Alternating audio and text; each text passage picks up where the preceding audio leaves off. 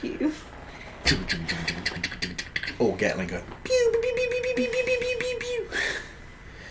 Not feeling the pew-pews tonight, huh? What's going on, everybody? Let us give us a big thumbs up if you can see and hear everything. ABO Taby. Make him bring y'all down just a little bit like that. 2/3. Everybody wants to see my big old fat belly. So we need the thumbs up if you guys can hear us okay, because we know we've been having some audio issues, but I think hopefully maybe knock on wood. Wait, how did you get your thing to go on? I grabbed it like this and pulled it up, and so okay, good. Broussard gave us the thumbs up. There's the Naked Gardeners. They look like a long time no see with them, huh? I know you're exhausted. No, not at all.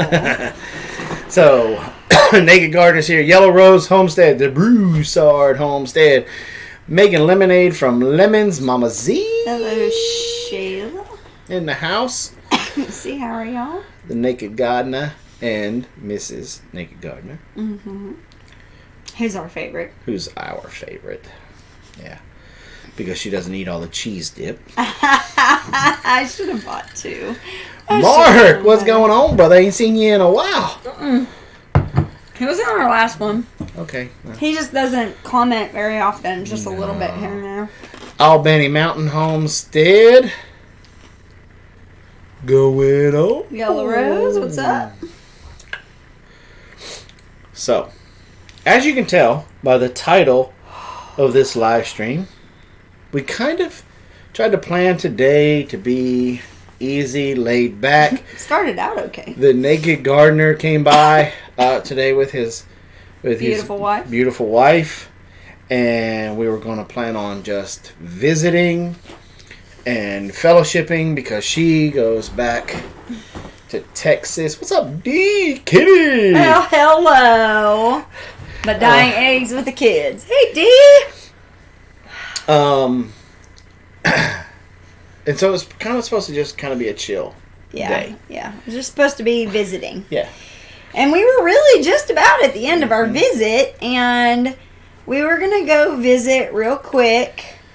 Go check the cow real quick because Daisy has been showing signs that she's getting closer to having her calf, and so we want to kind of start putting eyes on her daily. And so we walked out there with them, and as soon as we put eyes on Daisy, we realized, and this is what happens all the time. It doesn't happen all the time. Well, it happened with Calf Pal, and then we ended up spending all day building a calf pen. Well, we jumped the gun with Calf Pal because one of the things that we didn't take into consideration with Calf Pal is she's... I still love you. She is more beefy than Daisy. And so what we were taking on as being, oh my goodness, she's like super close. Right. Was probably more, no, she's just Diesel.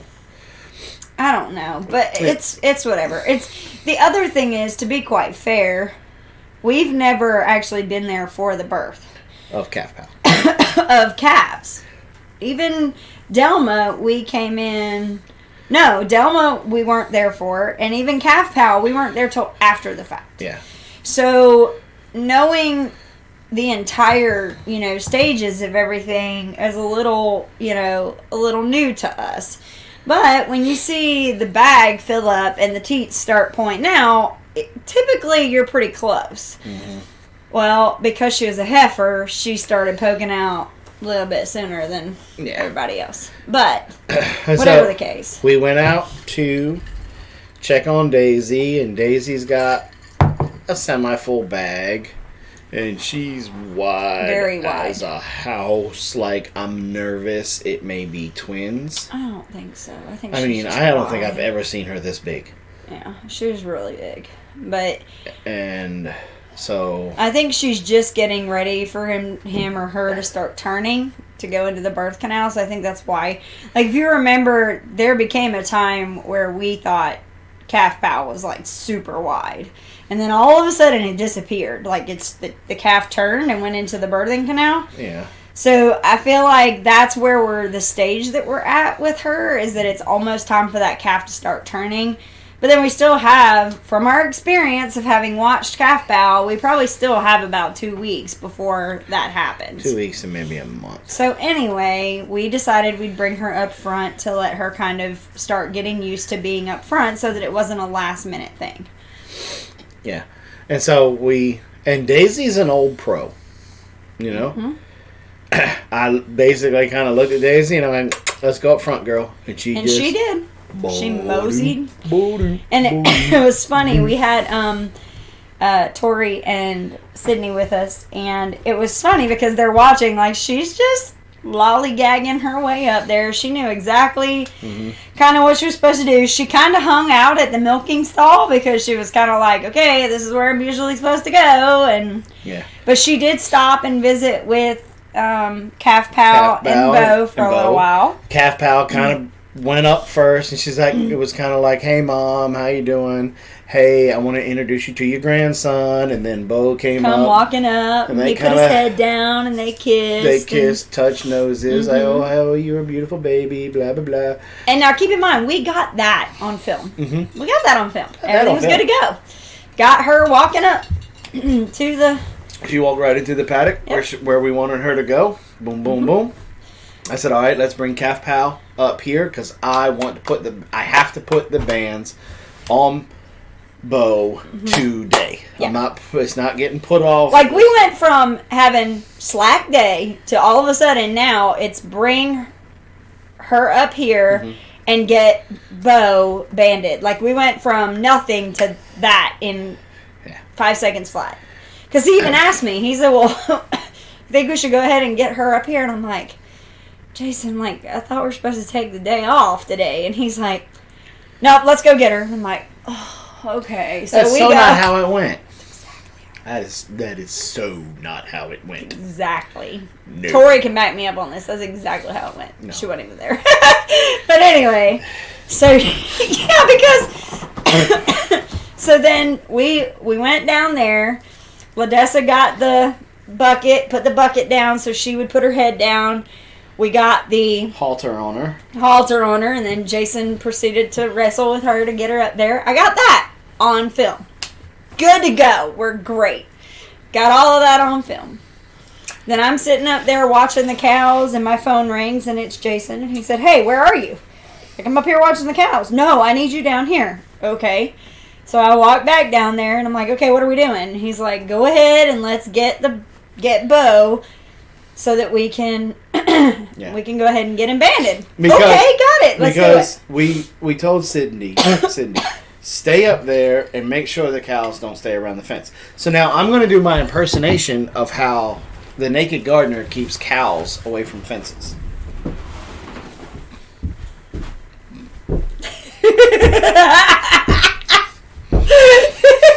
No, he did a much better job than that. Well, I can't stand all the way up because it won't be on camera, but that's basically... He did a good job. He was like... And then he got like 2 fence posts, and then he was kind of like... He even grabbed at one point, did you see? He grabbed a piece of hardware cloth and was like waving it around. Like, he was all into it. It was awesome. Yeah. Even Tori, like... We didn't ask Tori to help or anything. We didn't even really ask. We just asked Sydney to just watch the cows, make sure that they didn't get out. And, like, they took the proverbial bull by the horns and was like, I went to tell LaDessa to go one place to cover an area, and I look up, and there's Tori right there. And I'm like, oh, never mind. She's good. We're good. But, so we got her up there. Come back. We go to get Beau. We were in there with Beau. And oh my God, this calf. It was LaDessa and myself in the pen, and Robin was holding the gate up. And Beau kind of looked at LaDessa and looked at me and started running around. It was like he was getting energy. It's like it was the Flash or something. He had to store it all up.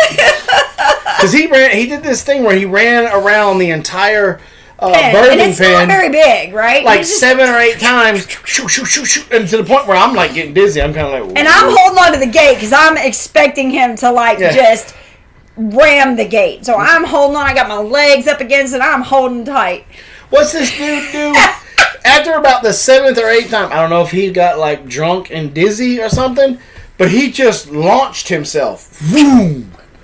And hit one of them planks. And busted it. And went right through it. And he went right through it, and he took like 3 more lops, kind of looked back at us like, sucker. And took off up towards the front. And took off. And I was like, oh, sweet. And we were thanking God that we had fenced that front in and fenced the sides in and had the gate and all that stuff. Because then we were kind of like, okay, you ain't going nowhere. You're not going anywhere. We just got to make sure we keep you out of the tree line because that's, So, because that's where barbed wire is, and we don't really want you getting into barbed wire. So, and so this calf all of a sudden became like a ninja.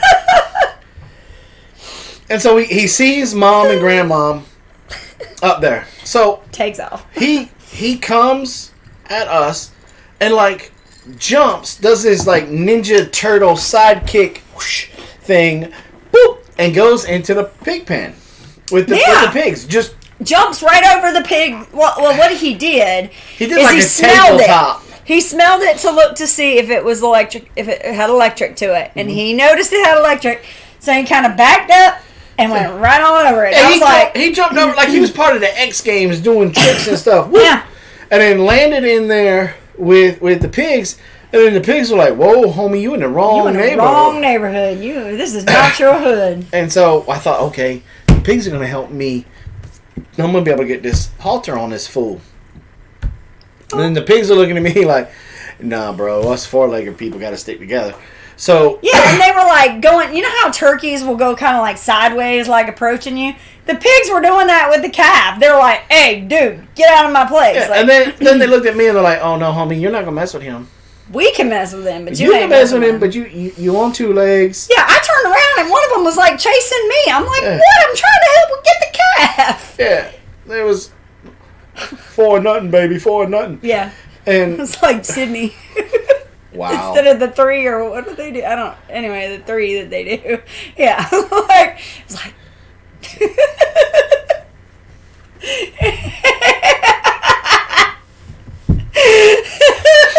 We just had a conversation about this, didn't we, Sydney?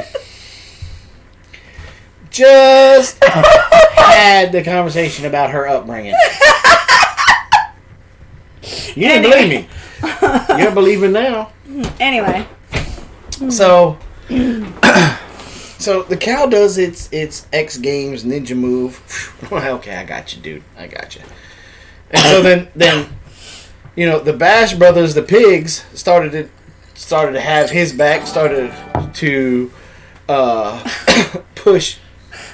How did that? Okay, the first inductee of the Cow Special Forces Unit of the Marines. Oh, it gets better. Thank you for the super. Thank you so much for the super chat. But we just getting warmed up. This cow had some moves like he was. Yeah. And like this, and I'm just going to give you a perspective. This whole thing took like 2 hours. Mm-hmm. Like this wasn't like a 20 or 30 minute thing. This thing took like 2 hours. In the heat of the day. Yeah, our racist neighbor came out and they were sitting on the porch and watched us struggle. Watched. Yeah. They wouldn't come nowhere near because Sydney was here, which I'm okay with that. But so he's in there with the cat or the pigs. Right? And so the pigs start checking and start trying to take us out at the knees and stuff. And so finally we run him out of there. Yeah, he jumps over and he again. He like looked back at us and was like like, peace out. Pigs were thick as thieves with the cow. Yeah, I know. Like it was crazy. And so then he makes his bullet run toward my man Sydney. Sydney's like, so I don't know what my boy was thinking. But Sydney starts doing this whoosh, whoosh, thing, and the cow just kind of looked at him like kind of sideways, like, "Are you really doing that? You got Ebola or something?" And so then he does this first jump where he almost flatlines his complete body and goes right through the strands, underneath the strands of the electric wire. fence. Yep. And then he's in there with Mom, and then he starts becoming a little smart butt. Yeah, it was like cocky. Then what? Like, what? What you gonna do now? What you gonna do? I'm here with Mom and Grandma. Except Grandma about handed his butt to him several times. Like I thought he was gonna get hit with a horn a couple of good times because he kept trying to go up almost to Nurse, and she looked back at him and like, ain't happening. Ain't happening. And she would like take her. Oh God, that hurts. She would take her horn and go back like that. I'm in so much pain. Y'all don't understand. Like, I'm on my third drink, just so y'all know. But like, she turned her head back, and them horns would come up next to him, and he'd take off.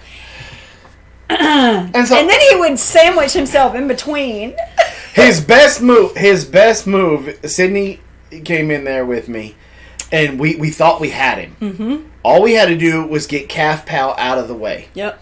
And we had him on either side, because he was trying to. He was doing his best to keep Calf Pal between him or between me and himself. Mm-hmm. And so Sydney was near the back, I was near the front, and we had him. There was nowhere for this guy to go because Grandma was on the other side. And what's this fool do? Shook! Right up underneath Mom. Underneath Mom! Like went under her belly and went up the other side. Straight low crawled it. What the crap? He went through the fence like 5 or 6 times. Kept racking the fence like it was no big deal. It was no big deal. And so then, finally, this one. I said, I've had enough of this. Had enough of chasing him around. Because we did. We chased him all the way down to the barn, all the way back up to the front, all the way back down. I mean, it was several times. No, look. Well, I have wrestled a lot of cows and a lot of calves. Uh-huh. He has got to have been the strongest calf that I have wrestled to date.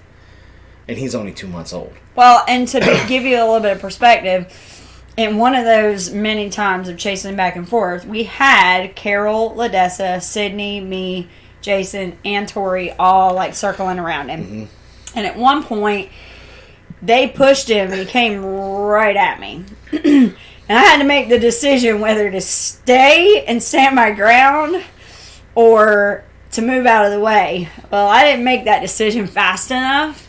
Because it really wasn't a good idea for me to stand in his way. He is a big boy. And so I started to move out of the way, but by the time I moved... Because I am one of those that I'll take something down. Like, I have that attitude.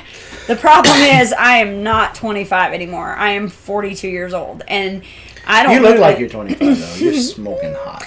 So I went to kind of start to move out of the way, and in the process, he clipped my leg, my knee, my thigh, like totally knocked me completely for a loop. Mm-hmm. And then he took off back down. We pushed him back up, got him back in the fence, and then you finally were like, to heck with this. I'm done chasing him. And so I brought the truck up, brought the Prius up.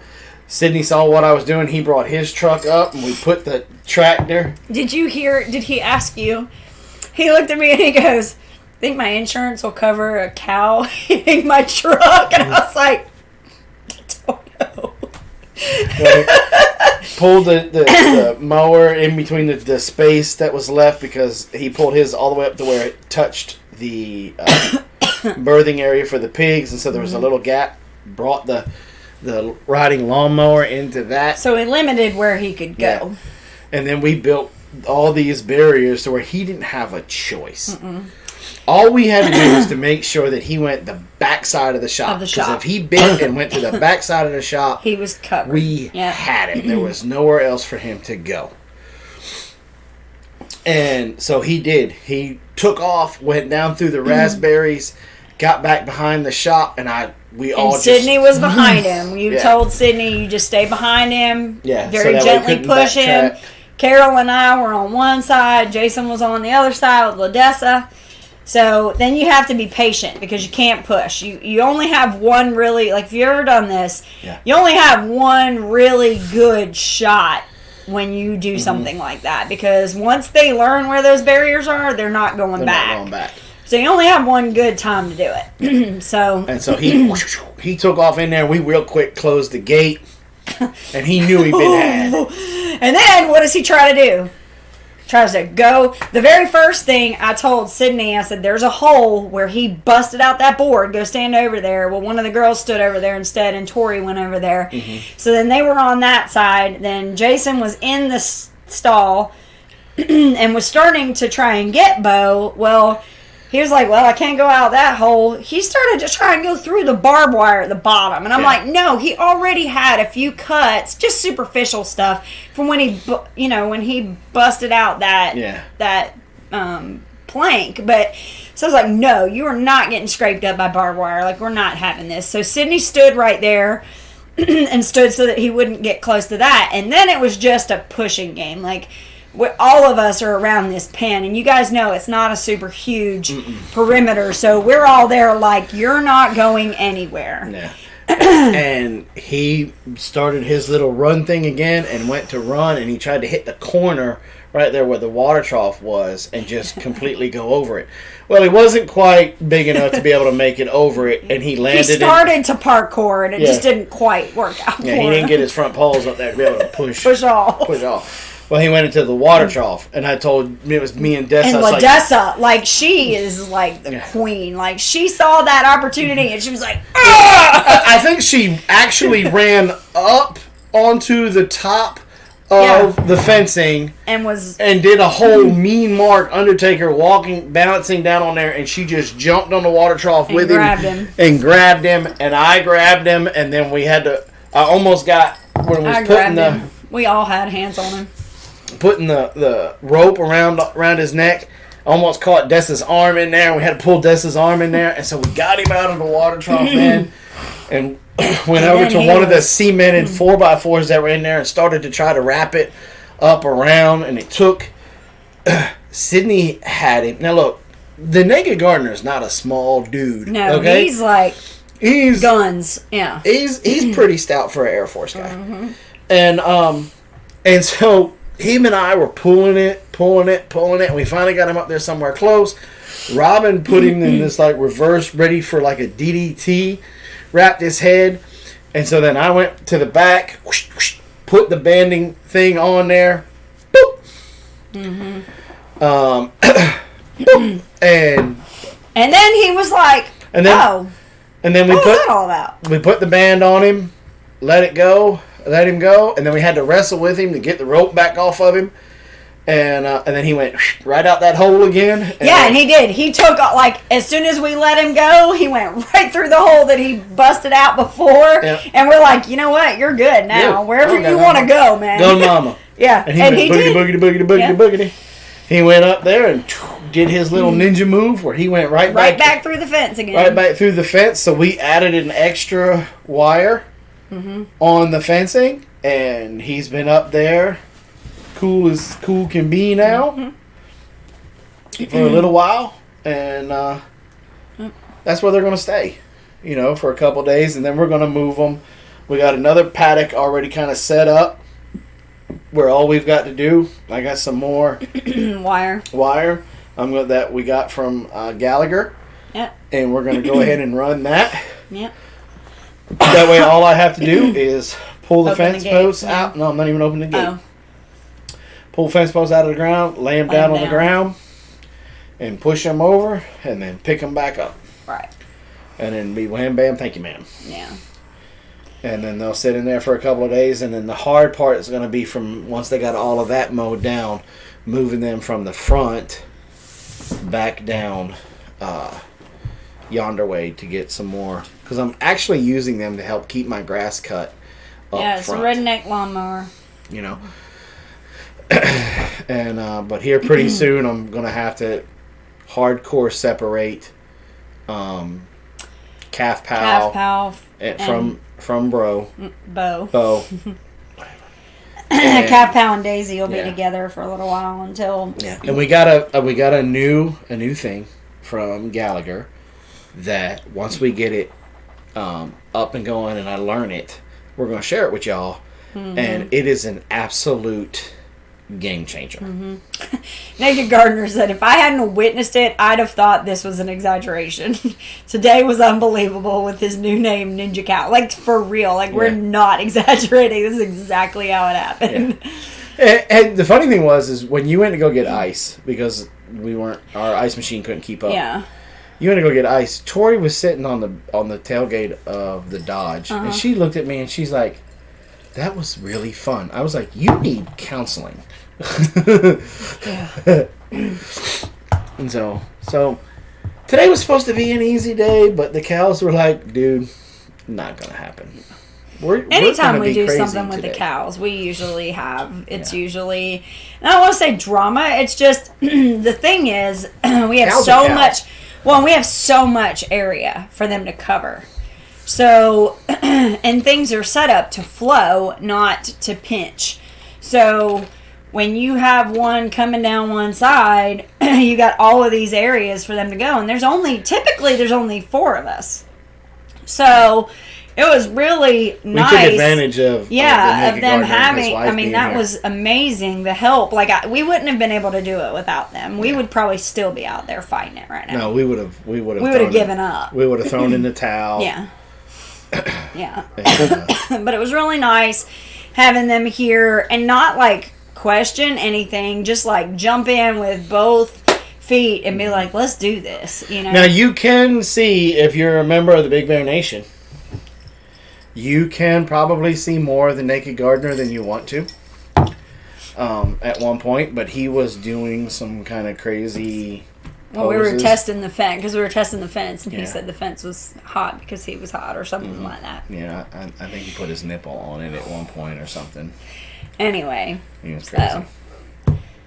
So it was a fun day. Anytime we're messing with cows and we have to do stuff with cows, it's always a fun day. It's going to be even more fun when it's time to start milking. We have to start milking Daisy. That's going to be fun. Save the drama for the Brahmas. We need a Brahma bull. Oh, no. We need a Brangus. We need one like that one that came to visit. Yeah, that's a very expensive. That's a Brangus. That's a Brahma Angus I know mix. What it is, but he's super expensive. I don't care. We need one. Not really, because he'd break our girls' backs. I'm just saying. I don't know. I'm very happy so far with Freckles. And he's getting bigger. He's filling out. Like, I think he was younger. Like, well, I don't want to say he's younger than we were told. Because they did tell us he was only like a year and a half old, I think, when we got him. Or maybe 2, I don't know. But he wasn't, he wasn't very old. And so now he's starting to grow into his body. Like, his body's starting to fill out really well. When we were out there earlier, like, I noticed that his face, like, his head is starting to fill in with his body instead of it looking like he has this big, huge head and, like, this little body. Like, I don't know if you noticed that before, but his body is starting to fill in nicely, which is really, really cool to see. And Delma looks like she may be bred. Yeah. She better be, or she's going to be ground burger. So, we got 45 folks in here right now, it just dropped down to 43. So, the problem, let me say something. Mine is important. Okay. We got 43 folks in here. Last week, I asked for a favor. I asked for a favor for a birthday gift for Copper Kettle Farms. And you guys did an amazing job.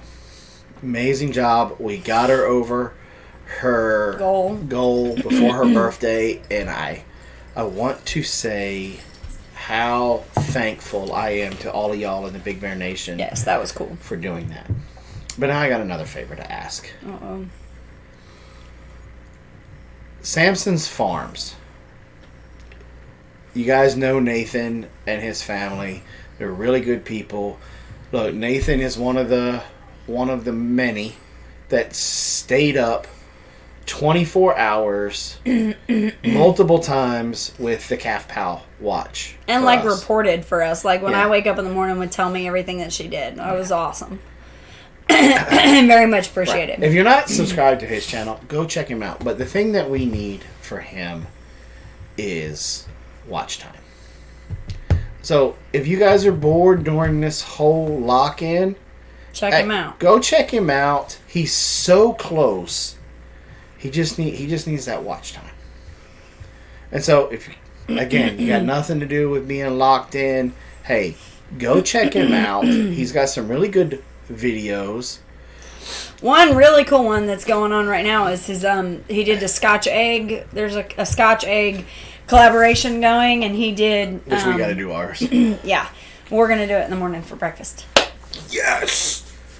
I didn't tell him that until just now. That's why you're getting that genuine reaction from him. I even didn't put it on the menu just so he wouldn't know about it. So anyway, Scotch eggs in the morning.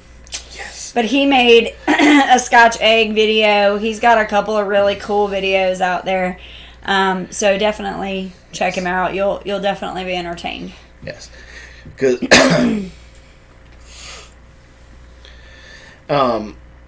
so he puts out really good videos. Now look, I'm going to tell you right now, he's got a perfect face for radio. He's not the easiest person in the world to look at. I admit it. But like he says that about you too, so put it on and walk away. But he's there. He's a good person, good heart, and he's trying to share with y'all, just like with us. He's trying to share with y'all with what he learns and what he's doing on his homestead. They just moved into a new place, and he's building some really cool stuff. Y'all should check out. Yeah. So please. Do that for me if you got nothing else to do, or if you want to just put him on at night.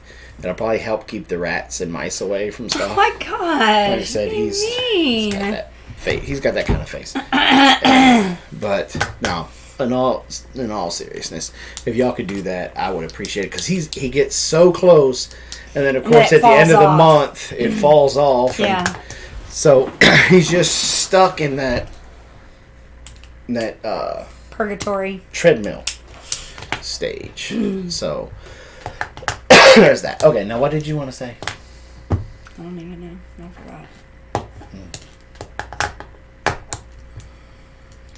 It's gone. Yeah. So keeping on with the talk of the shut-ins and stuff, one of the things, at least for us, to us, I try to we watch the news every morning, Monday through Friday, because it's part of homeschool for the girls. Current events.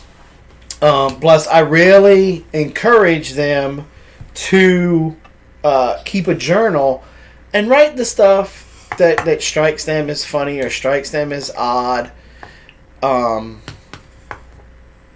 in their journal. I said, because when you're 20, 30, 40 years old and they start talking about this pandemic with your kids in school or however, you're going to see how some things probably gets twisted. And it's not how you remember it. Or it's, or things are a little bit, they're played out differently. Yeah. Or the mass hysteria that was caused by the news, is not... they may not talk about the great toilet paper grab, and that was the first thing that went. Mm-hmm. And I really encourage them to keep the journals. But now a lot of the things that you hear on the news is about mental health, about people going stir crazy. Yeah, so this is something we didn't think about. Yeah. We did, but we didn't. We did with things... We did with things like when you're selecting what kind of foods to store. Like we thought about, you definitely want to make sure you have some fun food, and you want to make sure that you're not stocking stuff that you don't want to eat or you don't like to eat. So like if I don't like, let's just say, this isn't true, but let's say I don't like black beans. I should not store black beans. Or if I don't like northern beans, don't buy cases of northern beans. Like, don't do that. Buy what you're going to eat. And, no, I like both of those, but I'm just saying, like, some people don't like beans. Why don't you like beans? Tori. No, I love beans. But, if you don't eat beans, you don't like beans. Why are you don't picking on beans right now? buy beans. But, so we always thought of, with the mental health as far as choosing the right foods that you're going to store. Don't just buy stuff just because it's a good thing to store. But, chocolate, a couple of things to store away to have, like one of ours was marshmallows. Like, the girls like marshmallows. So it's cool to have a couple of things of marshmallows stored away so that you can go, okay, let's make a campfire and let's roast marshmallows. That goes a long way. Because really, if you're like us, we don't eat a lot of sugar. So 2 or 3 marshmallows and everybody's done. Like, we're not having any more marshmallows. So that bag of marshmallows can last a month. Or 2 or whatever. Yeah, so. And one of the things that I strongly suggest, if you feel that you are getting the cabin fever and, the kids are kind of getting on your nerves because everybody's kind of locked in and da-da-da-da. Alcohol's not the answer. Go out back and make a little tiny campfire. If you live in a neighborhood with an HOA, then make it in your grill. Get your grill. Get your grill. As long as it's not a gas grill, get your grill or get a get a little hibachi grill. When you have to go out, they got those little fire things, those tubs that you can get at Walmart for fire ring like or $20 to $50. Get it. It's worth it. Yeah. Build a little campfire out there and just hang out there with your family. One of the best games that we play, and it's okay if you steal this and do it with your family.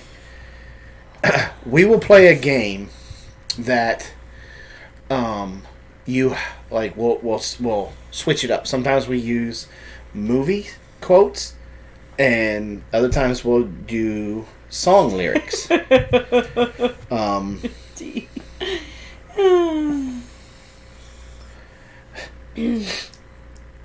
And basically somebody will start it off with which one we're doing. Right.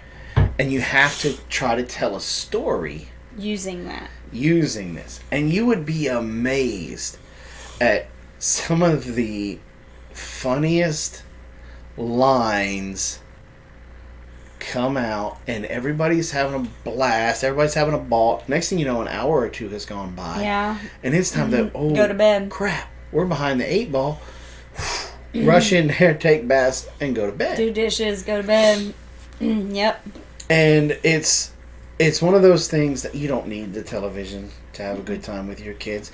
Like jigsaw puzzles are up. I'm seeing a lot of people doing that. Up on the rise right now. I don't have the patience. A lot of people are doing those. I'm gonna tell you right now, that's not happening here because there would be lawyers on the phone and dead bodies.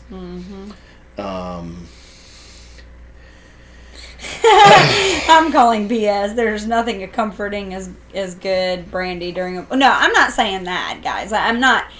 I heard something stupid on the radio the other day, our local radio station, like people calling with questions, and one lady was like, my husband now, since the quarantine, every day that he gets home from work, the first thing he does is sit down and has a couple beers. And he used to not be that way, but every day now he comes home and he drinks a couple beers. And now I'm worried that he's establishing this pattern and he's going to start having a problem. And of course the other lady was like, but it's quarantine. It's something different. It's a different thing. So once it gets away from the quarantine, it won't be a problem. And there was a back and forth about what it was.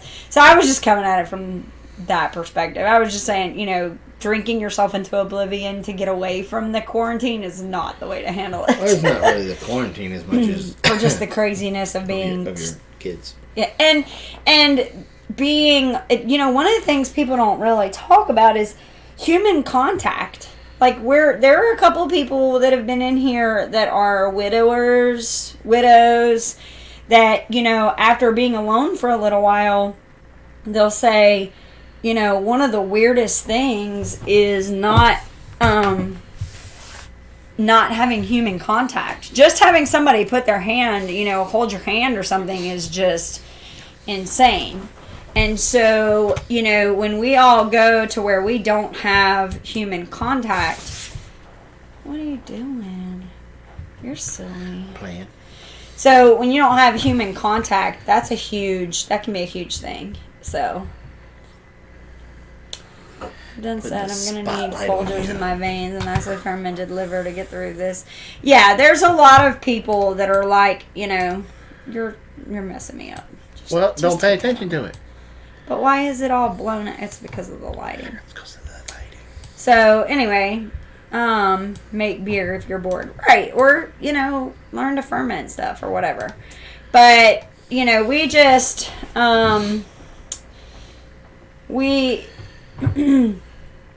we didn't think about the fact that when you're, closed up like this is that it can be a very, not having human contact can be quite depressing. So that's something that, we had to start thinking about and preparing for. I'm part of a Marco Polo group with outstanding group of people. Mm-hmm. They're like second family. Mm-hmm. And there was one day, it was Friday. We started talking about the virus and stuff, and you could tell in tones of voices, facial expressions, that it was really starting to weigh on people's mind. And so I was like, you know what? That's it. No talk. More talk of that until Monday. Mm-hmm. And so I was going to my stabby stab, and I had an 80 station on, and so I started doing music trivia with them. And it took off like a rocket. Like, I went into my stabby stab, I was in there for like 30, 45 minutes. Come back, there's like 200. There's like 260 messages on the polo that I missed. They kept going with different music and movie trivia, and I'm kind of like, oh, wow, I started something. But everybody picked up. And so everybody in here, the point of all these stories was every last one of us in here, we've got close personal friends somewhere that are maybe on YouTube, maybe not in YouTube. It may be a Marco Polo group. It may be, a texting group, a Skype group, or, like Kitty's Homestead, she has her little group that they get together. Aww. And they have their people. I checked on her. And that's not the same. That's what we need to do. Mm-hmm. Okay?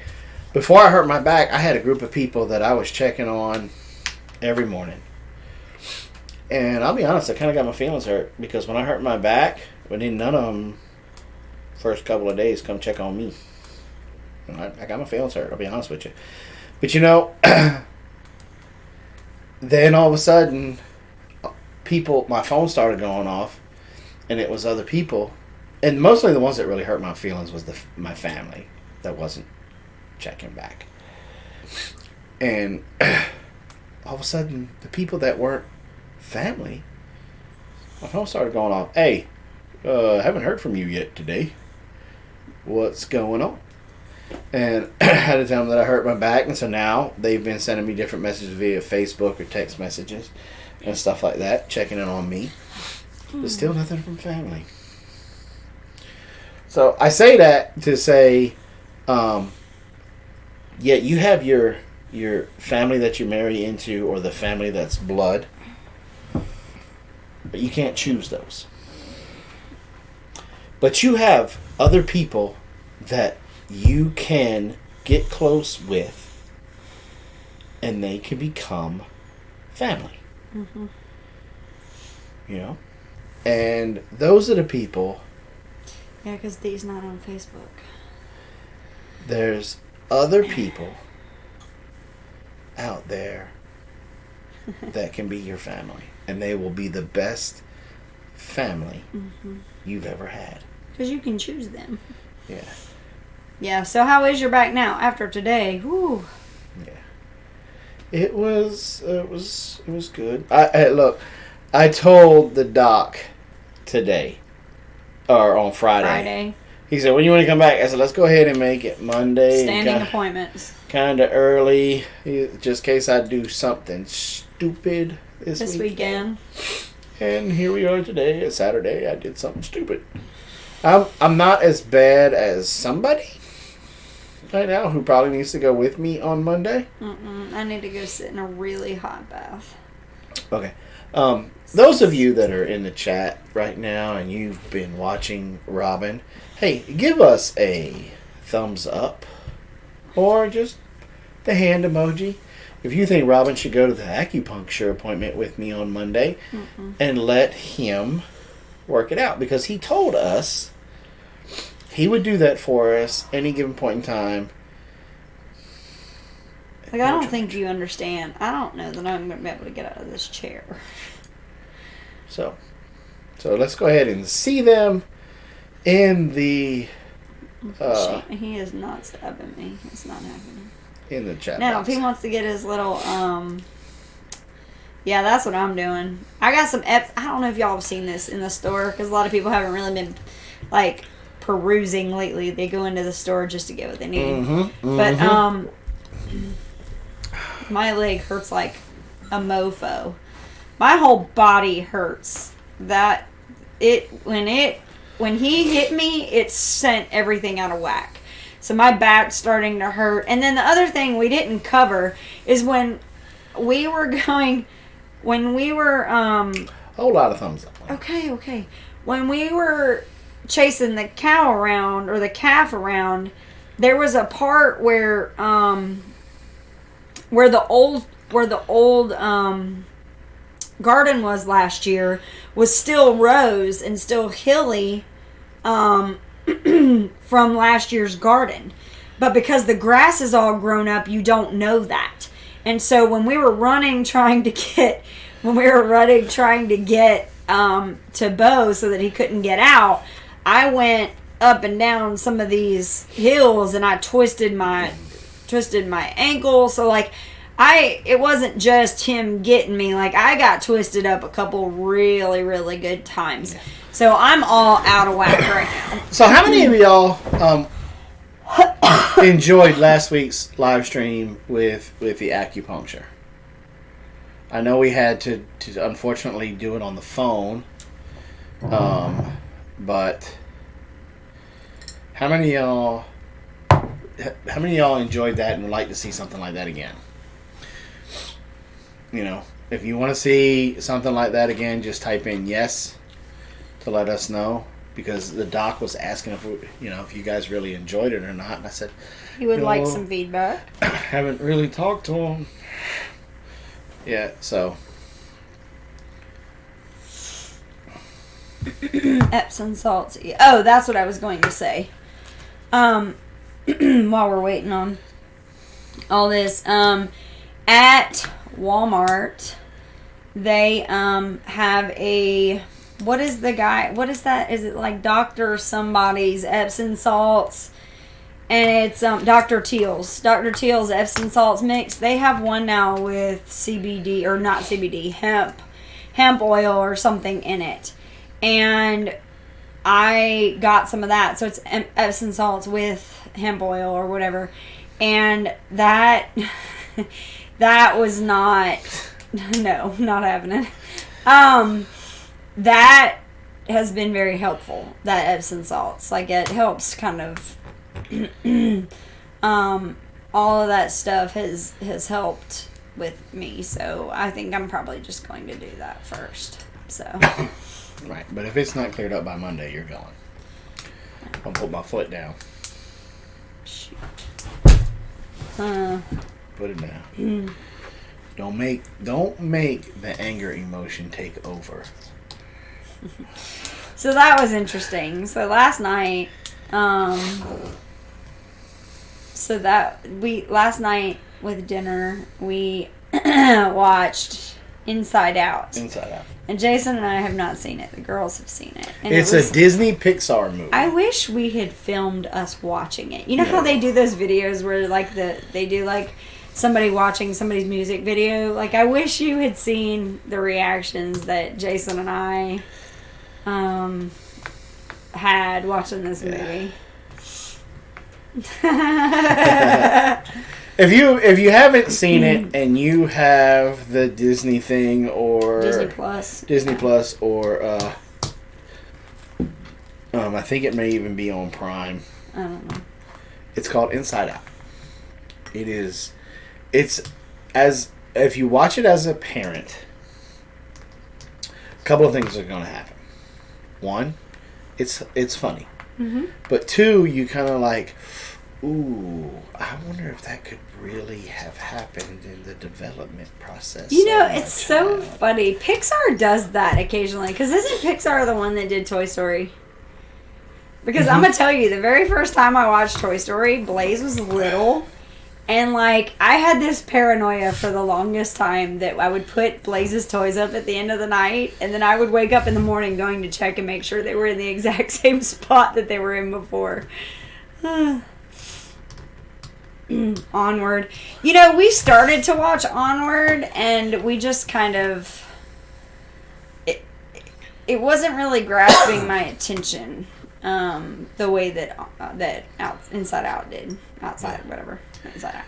Okay, you have something sitting on my desk. Mm-hmm. You need to go ahead and talk about it. Mm-mm. Can't reach it. Robin has developed a new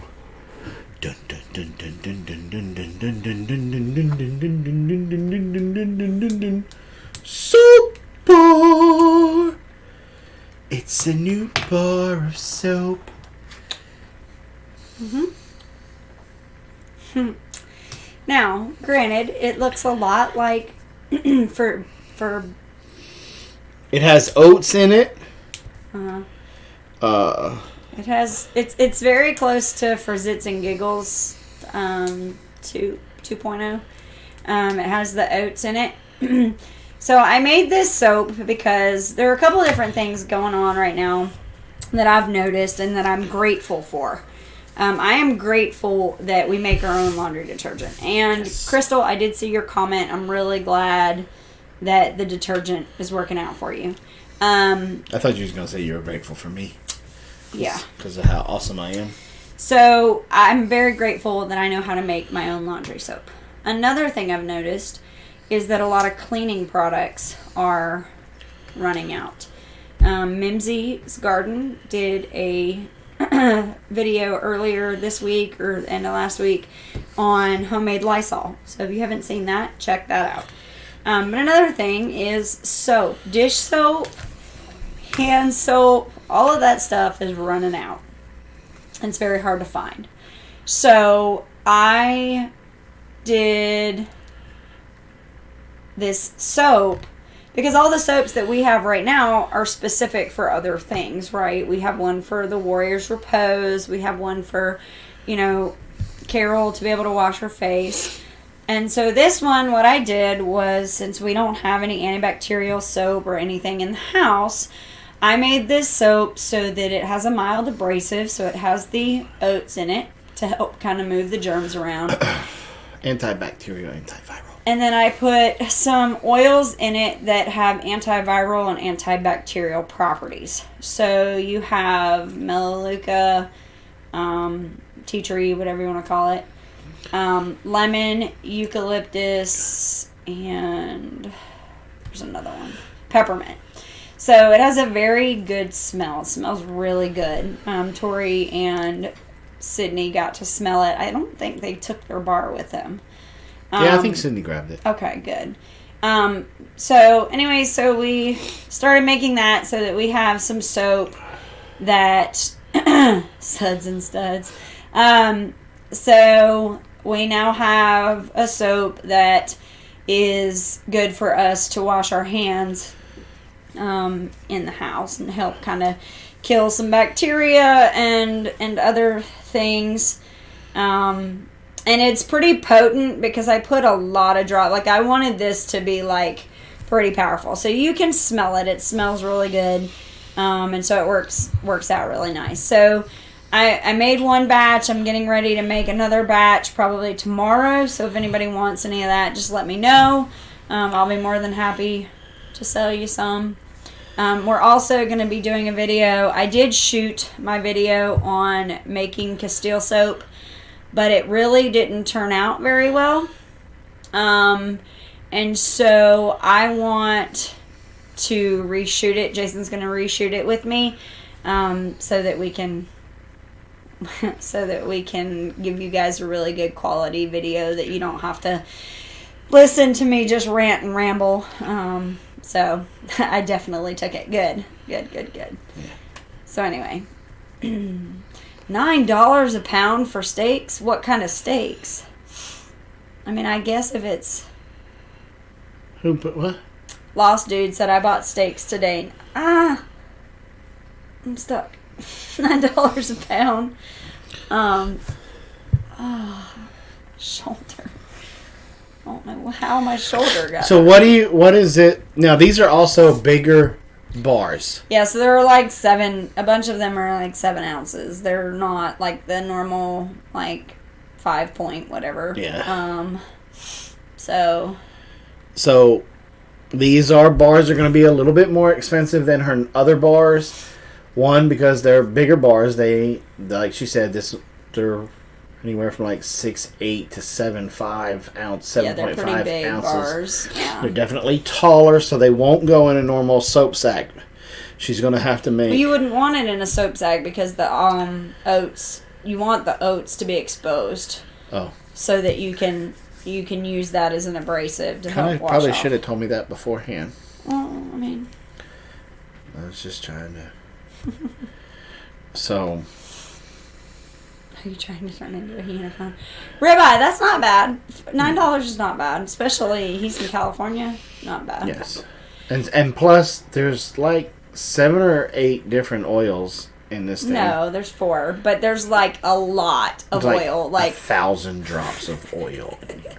Just in this chunk that I'm holding right here. To give you perspective, it probably has almost twice as much oil in it as my other soaps do.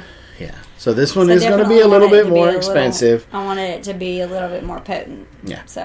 So it's a bigger bar, more oils, and the oats. So it's almost, what, a bar and a half compared to the other ones? No, it's a little bit. Hold it up to the smell-o-vision. Hey, I wear aprons. There you go. There's a close-up of the soap. Close-up of the soap. Soap close. So. Yeah. So. And then I've got one more that I'm going to be working on. It's a garden soap. Yeah. So I'll have that out probably next week. And again, she's trying to dance around and not brag about it so much, but it does have antibacterial and antiviral properties. Yeah. So that is the FDA way of saying. Good night, Anna. You know See you later. Yeah. So I'm probably going to sell it for about 10. I haven't done the breakdown of the oils and how much it costs me to make it, but it's probably going to be about $10 is what I'm thinking. Mm-hmm. But again, I will tell you, we use these bars. One thing, if you see the ripple cut on it, that actually, some of you that make soaps know this, that the ridge surface helps it to suds easier. And I used the base for this is the same base as the Warrior Repose.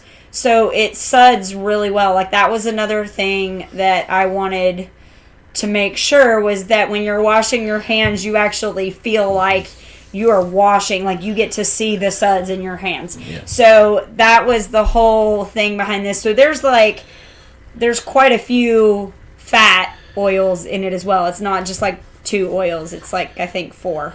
So it's definitely a complex soap. So, yeah. And I feel like when we use ours, a bar lasts a pretty good amount of time. Mm-hmm. You don't need a lot, so while it might be a little bit more expensive, I do feel like it'll still last a pretty good amount of time. So yes. So that's that. So if you're interested in the soap, please send us an email, bigbearfarms@hotmail.com. If one of my mods could throw that up there for me, because I think Mimsy had to go. So if one of my other mods could throw up our email address, please, I would appreciate it. And is that what you're going to sell it for? $10? Yeah, we'll go with that. I think that'll be fine. Again, it's a little bit more expensive because your other ones are what, $7? Yeah, the rest of them are like $6 or $7. So this one is more expensive, but you're getting more of a bar. Mm-hmm. Most of these bars weigh in the 7-ounce range. They're pretty close to 7. They're all a lot taller. Mm-hmm. It's a lot more surface area.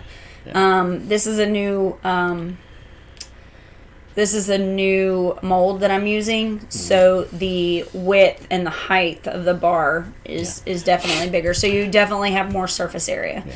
Lost Dude, we don't do Etsy, but we do have a shop on our website, which is www.bigbear.com. Now, I haven't put up a link yet for this one, so that's why he was telling you, because I literally just pulled it out of the mold. Yeah, she just cut it today.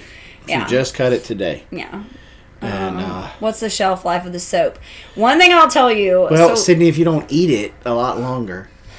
I will tell you one thing. Because of using the oils, if you store this, you will see that your soap will sweat.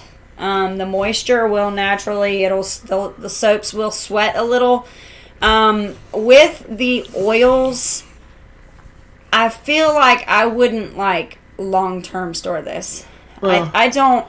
if you're going to store it, I would put it in a... Vacuum sealed. Yeah, I would vacuum seal it, and then I would put it in a dark place. I would not put it out in the sunlight, especially because it has lemon in it, so it does have a citrus oil, so you don't want it to oxidize. So I would definitely... Because it will... If you let it stay out too long, it'll start to turn like a yellowish-orange color. So... Well, this has been out all day. Right. No, I'm talking like a month or 2. Like, if you let it sit out for a month or 2, it will start to turn a little bit of a color, which is not going to hurt anything.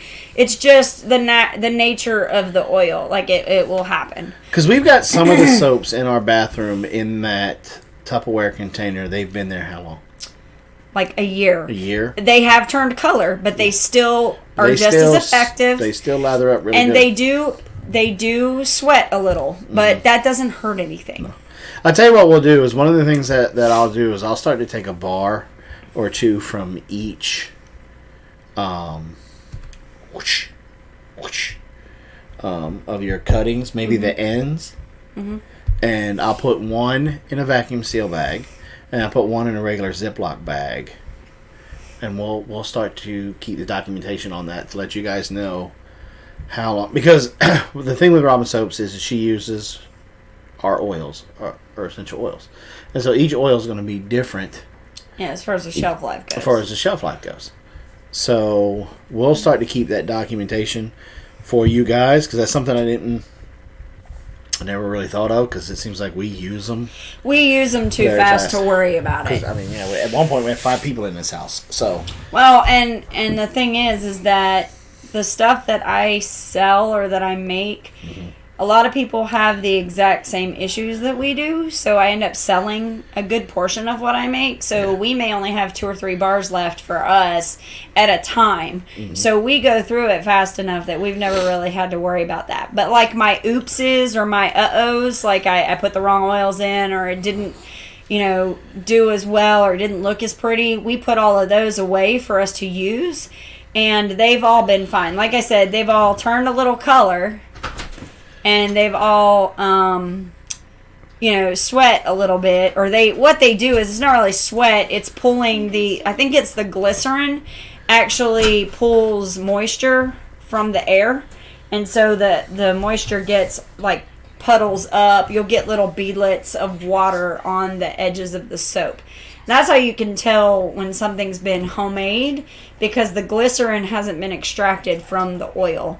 That's one of the byproducts. When you're making soap, it produces glycerin. Mm-hmm. And that's why, like, when you wash with a homemade bar of soap, your skin won't feel like you're doing like this, because when you use a store-bought soap, they've extracted the glycerin, and so that's why you have that, and it kind of feels like you're skidding down your arm.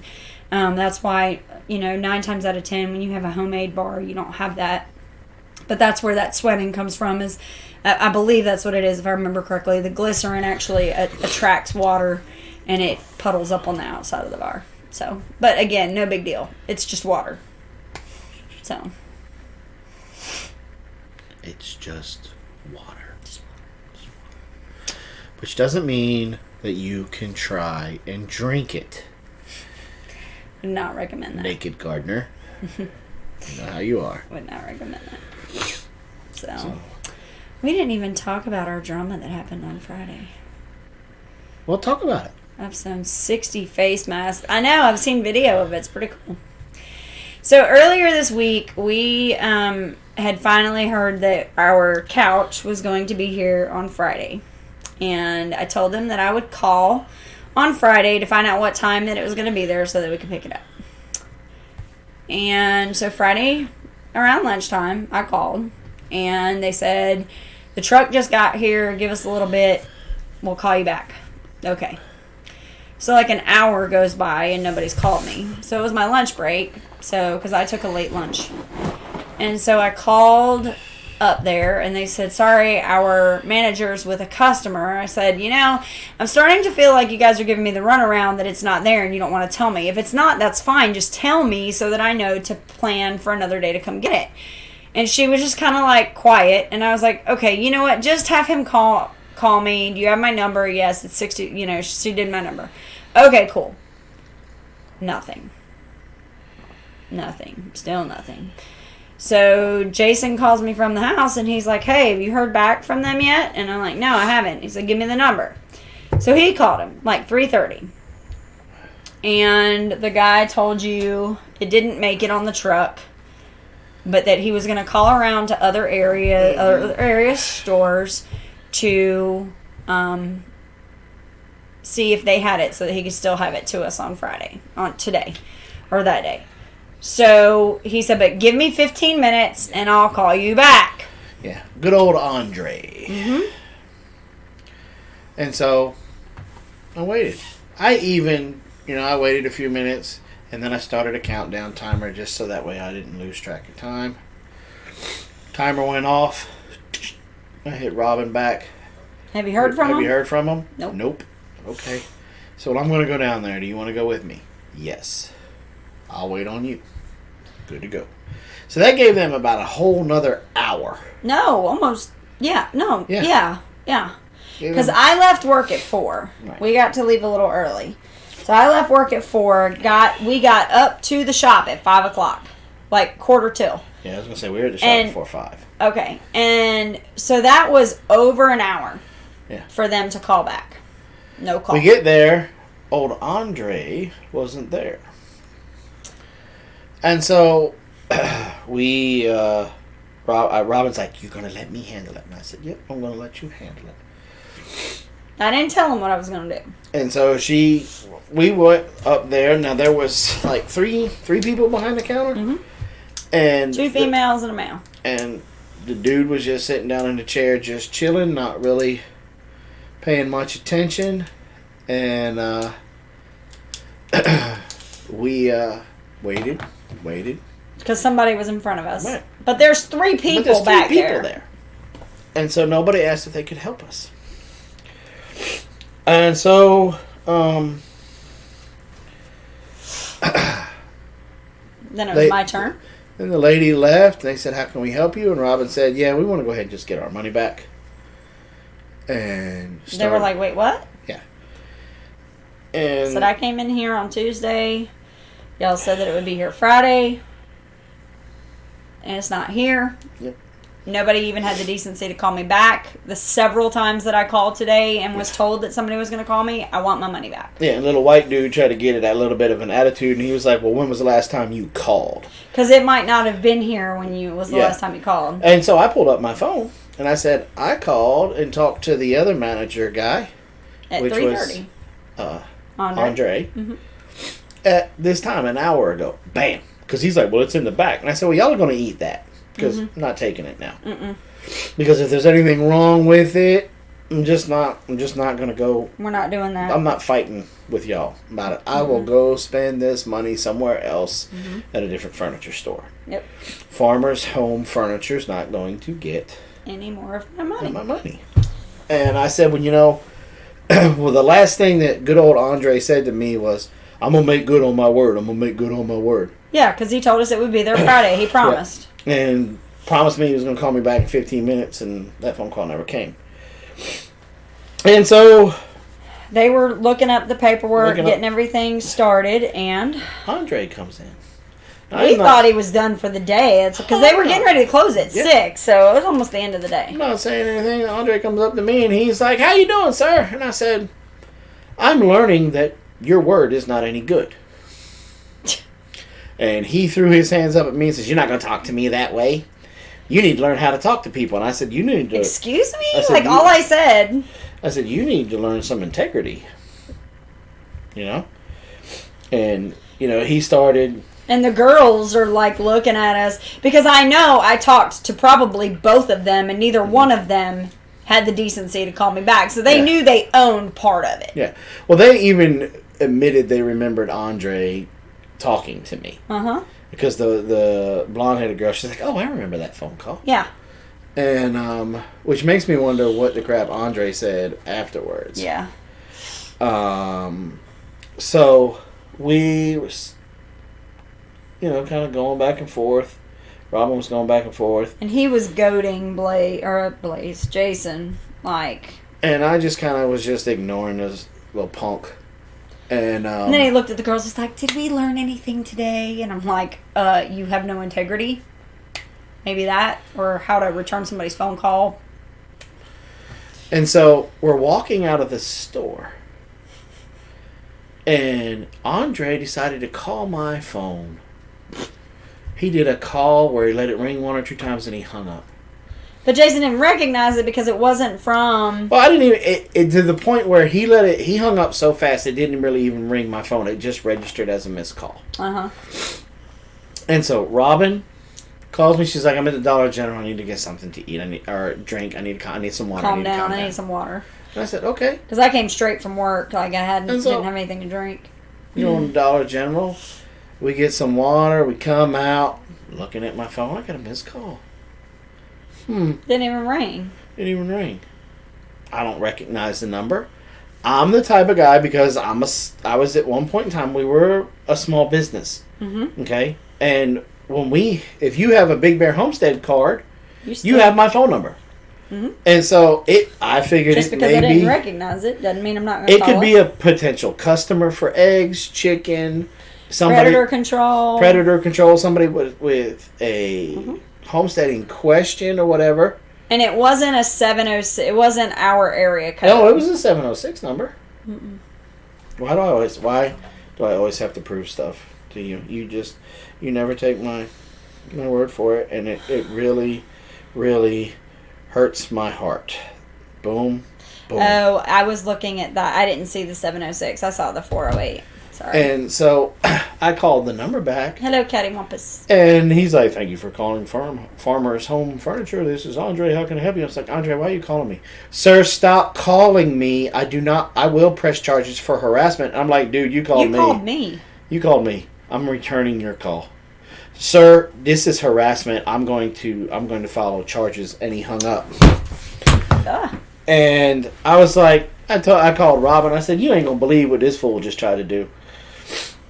And so we took a screenshot of it, so that way when she reaches out to the corporate office on Monday, I'm certainly going to offer that as well. We're just going to let them know all about it, So if you have a farmer's home furniture in your area, I wouldn't shop there. Because if that's the representation that they have for their company, and there's no accountability, and there's no accountability for it, you really don't want to buy furniture there. And see, and Robin was getting mad at me because it looked like she was a single mom and she had 2 kids going in there, and I'm like, ma'am, you don't want to buy any furniture from here. Robin's getting upset with me. But this is how the free market works. Yeah. When we ran our business, we got 98% of our predator control jobs came from word of mouth. Yeah, I spent thousands of dollars on radio ads and TV commercials and the phone book. I probably spent $10,000 at one point on just advertising back then. Yeah. And I may have gotten 1 or 2 jobs. I think I got one job from the radio station, and I never got anything from the TV stuff. And this is how it works, y'all. This is how the free market works. Yeah, and we even had, when we had all of our advertising, we had tracking phone numbers, so we knew where stuff came from because they would run reports for us and let us know. And we didn't. We got, we definitely did not get a return on our investment. So I mean, you don't run a 6-figure small business in the state of Georgia, especially in Augusta, Georgia, and not be professional and have good customer service. Especially right now. That's just... And so, I don't recommend Farmer's Home Furniture at all to anybody. And what was bad was the little girl that sold us the couch. She was a hustler. She was awesome. She did a great job. And I even told her, I said, he just lost your commission.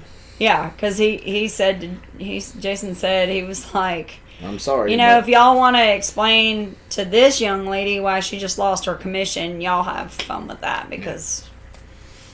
Sorry. And so, we're going to file official complaints and everything. On Monday. Yeah, because their office closed at 5, and it was after 5 when I called. And we'll probably even call the Better Business Bureau with it. And it was very upsetting because we've been looking forward to these couches for a while. Goldberg, I've got a little bit of information on that in a minute.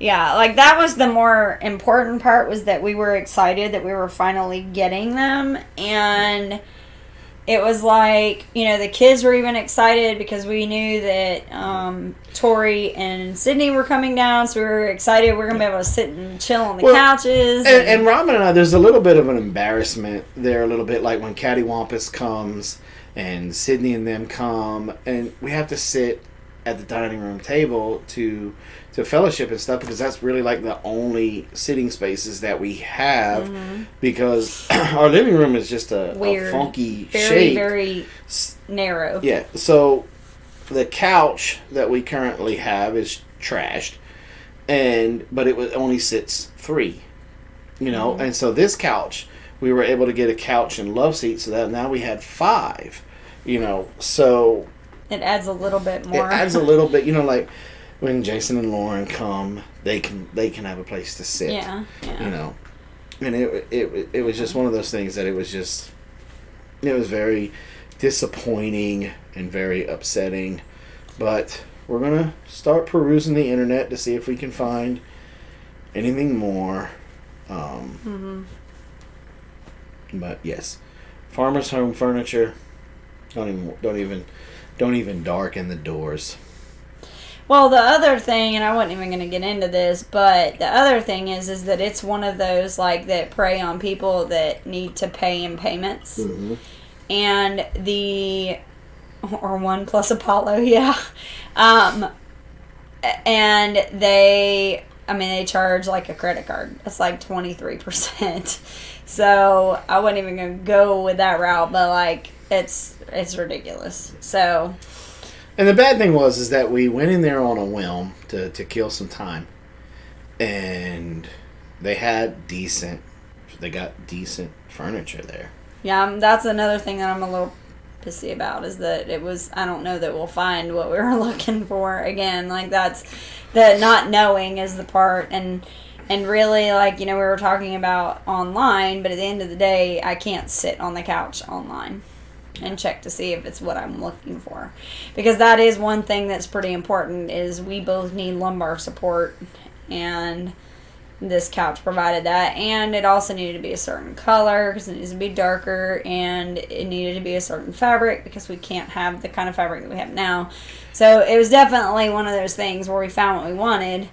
I even thought about going to another location, and it not being about the company, just more about that particular store, and being like, oh, well, we know that Elberton has the couch, you can get it from them, and then like stealing it from them to get it from Well, Kathy's else. right. With so many businesses going out of business and so many absolutely hanging by a thread, you would think that, Now, that's one thing that I'm still holding out for, is that when I call and talk to them on Monday, that maybe they counter offer with something and say, hey, we'll give you the whatever for free or half off or something to try and keep the business. Yeah. I don't know if I want to do it.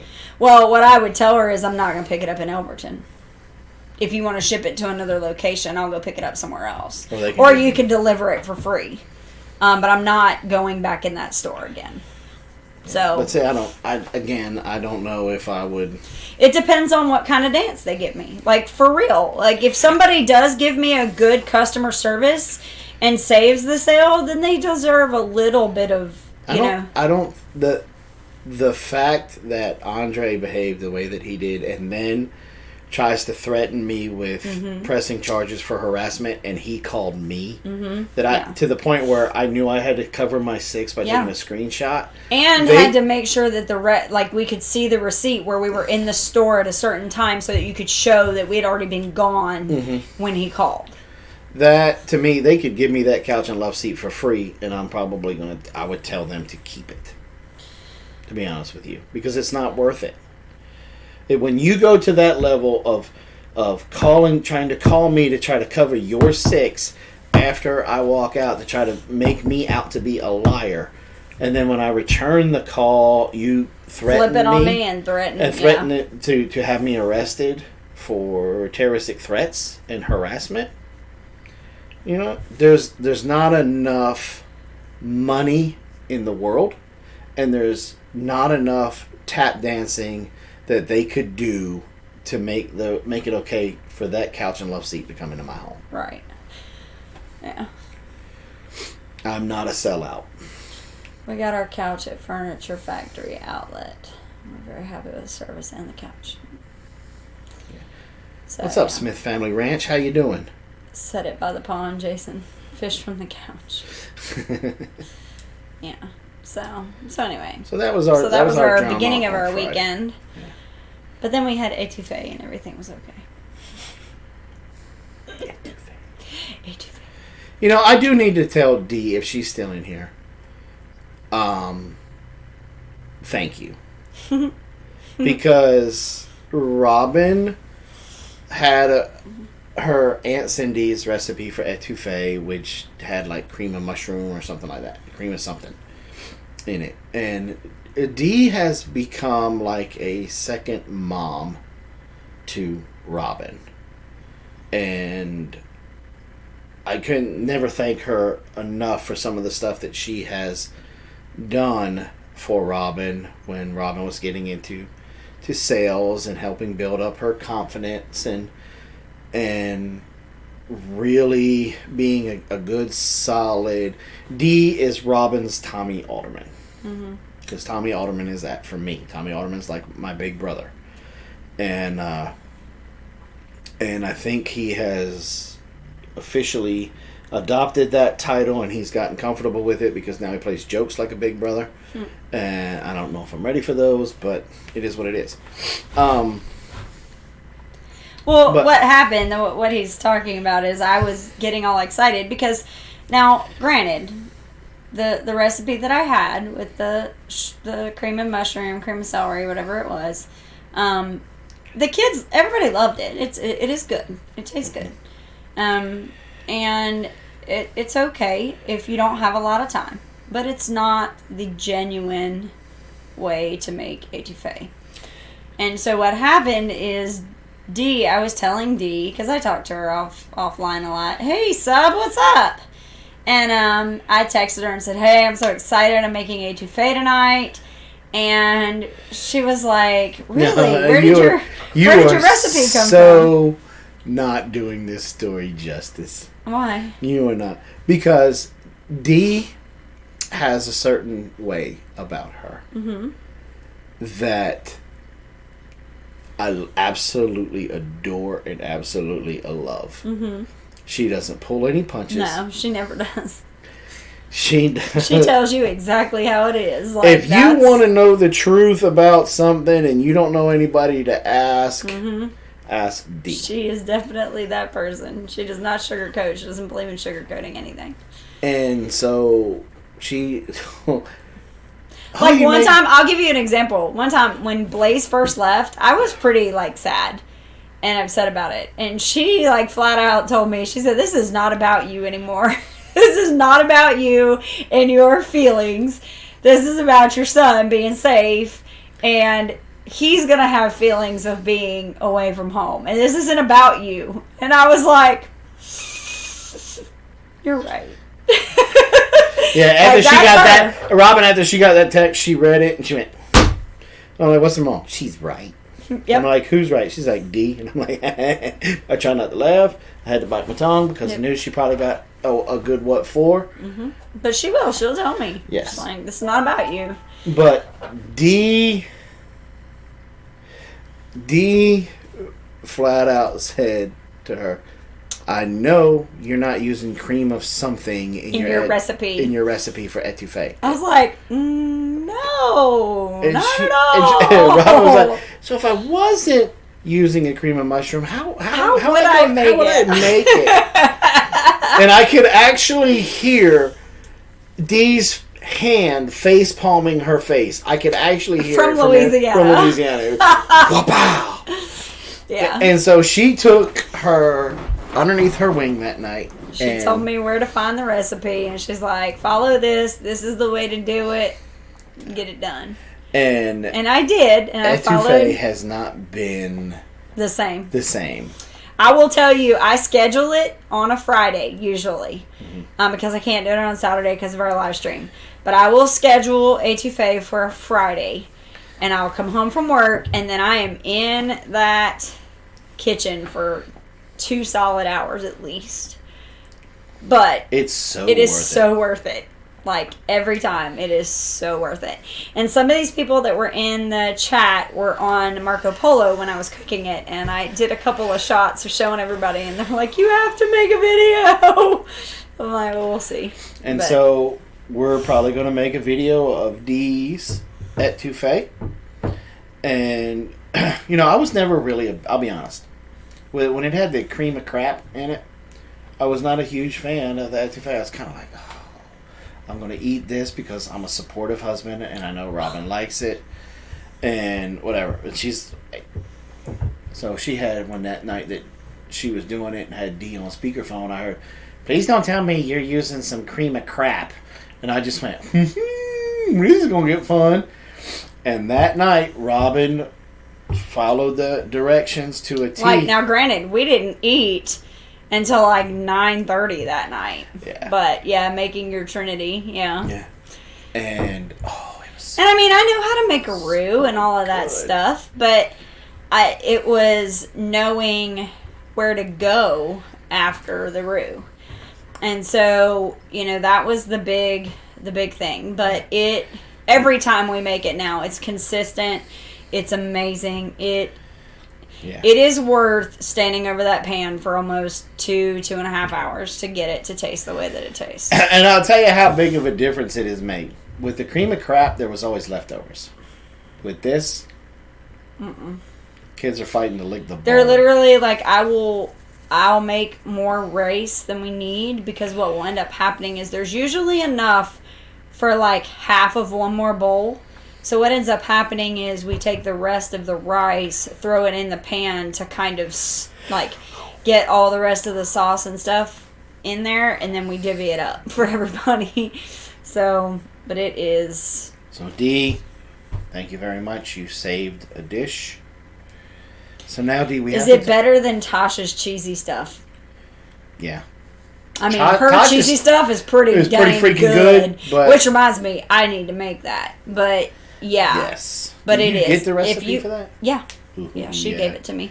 That's this week. And she did a video on it, so it's pretty good. Yeah. But we made it, and it was phenomenal. It's always really good. Yeah. So, Dee, I want to thank you personally for saving etouffee. Etouffee. What'd I say?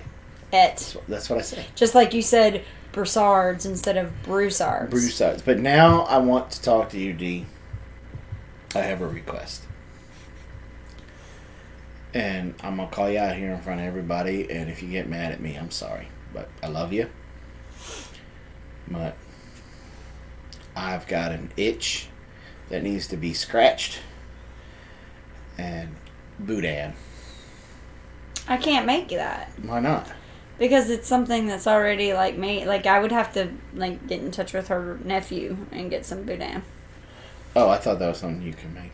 Well, I mean, you probably could, but you have to make sausage and then mix all the stuff in and case it and everything. Oh, okay.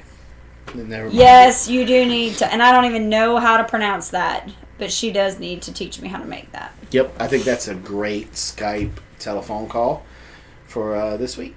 Maybe you should do a video on etouffee so we can try it. Yeah, I probably will. It was really funny because when I started to make it, Jason's like, so aren't you going to do a video on this? I'm like, no, nobody wants to hear me make etouffee. It's etouffee. Well, I started making it, and I was chatting with the girls and guys on Marco Polo. And the next thing I got was like, look what I'm having for dinner. This is yum. Lost dude thinks he's funny. 1,000 comedians out of work right now, and he's trying to be one. There's also that building that has books in it. Oh, a library. Yeah. So I started telling everybody, I was like, look at what I'm having. And all of a sudden, it was one after the other. I need that video. I need that video. I need that recipe. I need that. And I was like, stop. Look, here's the thing. Everybody thinks that I'm making this up. Okay? But I need you guys to understand something. Robin did not know how to cook. She didn't learn how to cook. She didn't even start learning how to cook until she was a sophomore in college. And really, at that point, it was just following directions on box meals. It wasn't actually cooking. I didn't really actually start cooking until Blaze was 3. And she can cook, y'all. I didn't get this from McDonald's. Okay? I got this from her, and then, of course, the needle in the back that I was getting. And so I love, y'all remember, what was it, 2017 that we did the, yeah, so we were telling Sydney and Tori this, and she was floored. She's like, are you serious? I said, yeah, I did not learn until Blaze was 3. We did the tour, basically, some of y'all remember it. Suburban should remember it. Kitty, D. What was it?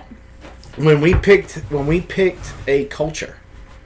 Oh, yeah, when we were doing the homeschool stuff and we were doing the different countries, we were trying to teach, trying to do a unit study instead of using curriculum, we were doing what we called a unit study. So, we would say, okay, we're going to talk about Germany this week. And so, the reading would be about Germany. The history would be about Germany. The food that we were eating would be about Germany. Yeah. And so we learned how to make spätzle. We learned how to do... because we had Germany over here and Germany over there. Germany... But we did schnitzel that week. We did spätzle. We had a lot of different things that we did. But we did different places, and so it was cool. Like France, we did like crepes and a whole bunch of different stuff. So Italian week was cool. Mexican week was cool. Yeah, so we had a lot of like Mexico. We did Ireland, so because we did bangers and mash, and we did a lot of really cool. We did a lot of really cool stuff. The kids enjoyed it, and that's something else that you guys can do on this lockdown, because we don't know how long it's going to last. Mm-hmm.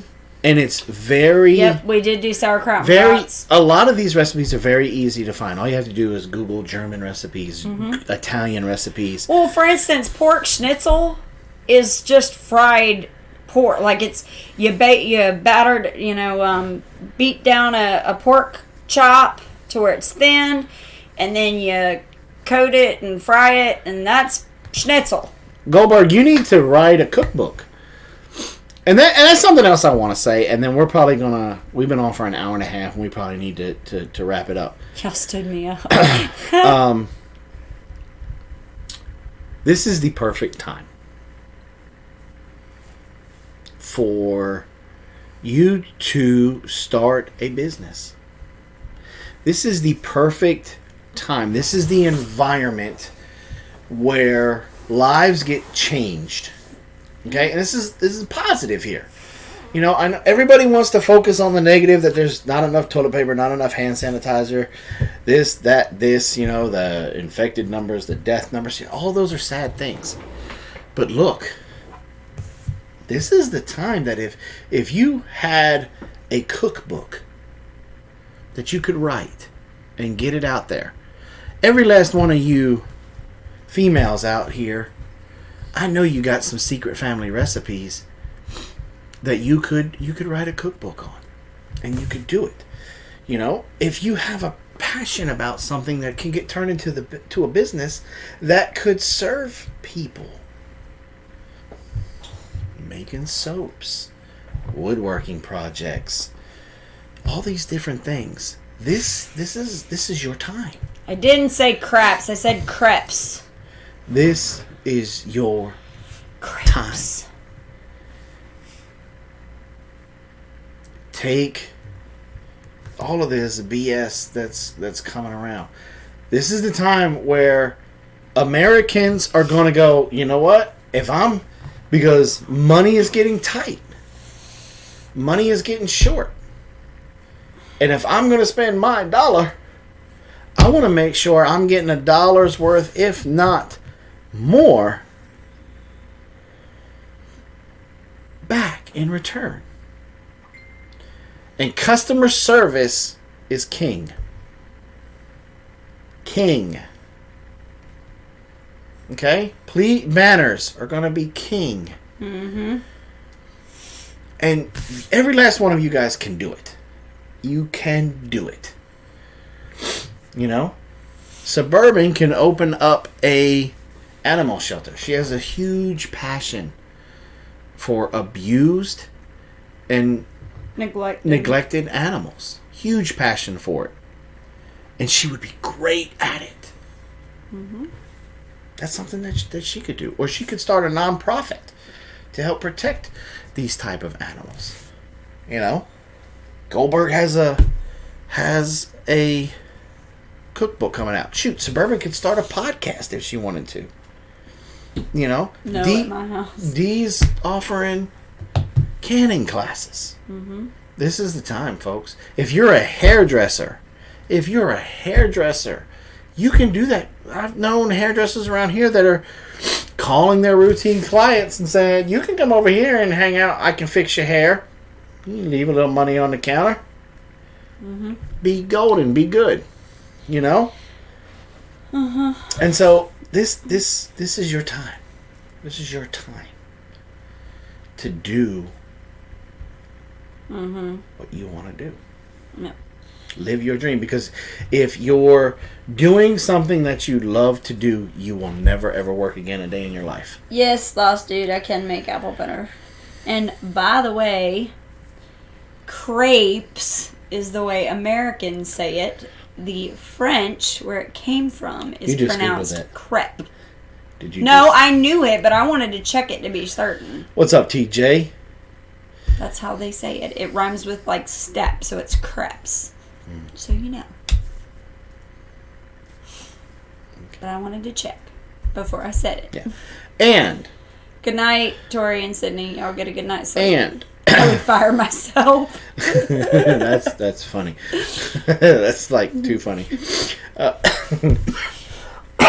I could see her like conversing with herself. No, you can't do it that way. I don't care what you say. I'm gonna do it the way I want to. No, you can't do that. You're fired. No, I'm gonna quit. I can see it. While holding a mojito.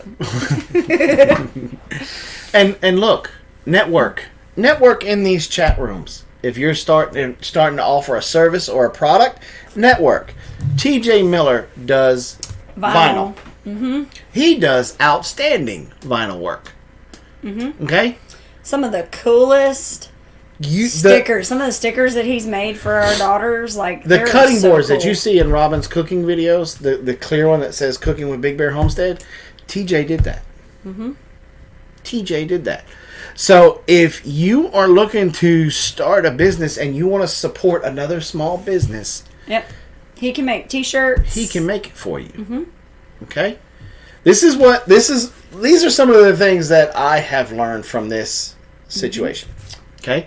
Another good thing is if you want to swap, like let's say somebody here writes a cookbook and I have soap.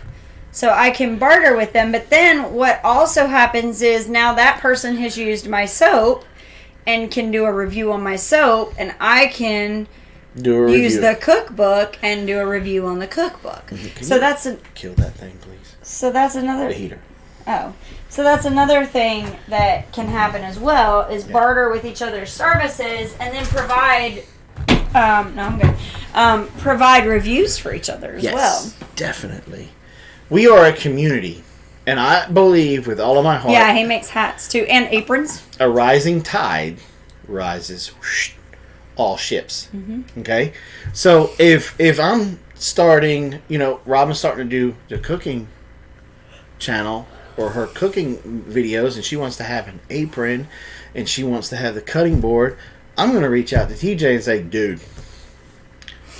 I need to send him some soap. You want to swap for some stuff? You still haven't settled over the soap? I thought I did, but I looked back because I thought about it the other day, and I have not sent it to him. I thought I did, but I don't have any record of sending it to him. TJ, did you ever get any soaps from us? Let us know, please. Woodworkers, like Samson's Farm. I know he does some stuff on a lathe. He makes a dibble, doesn't he? Yes. Or dibbler or whatever it's called. Yeah, for the honey. Yeah. No, for planting. Oh, I thought he did the thing for the honey, too. He might do that, but I think he makes dibblers, because that was one of the things that, I think that's what it's called. Because I saw, he was talking about it, he's getting ready to do a okra challenge. If you haven't heard about that, that's another reason why you should go check out his channel. He's issuing a challenge to everybody. This isn't the first year he's done it. But if you grow, it doesn't matter what kind of okra you grow, but whoever has the longest pod, he's going to do a dibbler and something else. I can't remember, but all right, TJ, we're gonna get that squared away for you, brother. I'm sorry. Yeah. I thought somebody already took care of it. I really thought I did, but I didn't. I dropped the ball. So I will send some out. We'll send it out on Monday. Will get a punishment. Yeah. No, he does just like regular, like cloth aprons. No, but what I'm saying is he doesn't make the apron. He puts the vinyl on the apron. Mm-hmm. So that's what I was. So you don't know that. Okay, whatever. Let's see what he says. Because if he does the leather apron, then we're gonna have to have a chit chat. Mm-hmm. All right, so I'm starting to hurt pretty bad. I'm sorry. So, did you tell them to start you a bath? No, because they don't have their internet anymore. Yeah. No. They took my radio. No. So, okay, guys, remember that. Just support one another. Network in here. If you are... Because, look, I'll be 1,000% honest, okay? Robin cannot make enough soaps to serve everybody. Robin and Meg Holler can't make enough soaps to serve everybody. Okay? Good night, Kathy. Samson's Farm can't make enough dibbles to serve everybody. So don't worry about stepping on each other's toes. Okay? Spread the love around. Yeah, definitely. And help keep this community strong. Keep everybody working, because look, there may come a time here in the near future that our soap sales, woodworking sales, and the revenue from YouTube is what keeps us on our homestead to be able to pay our mortgage.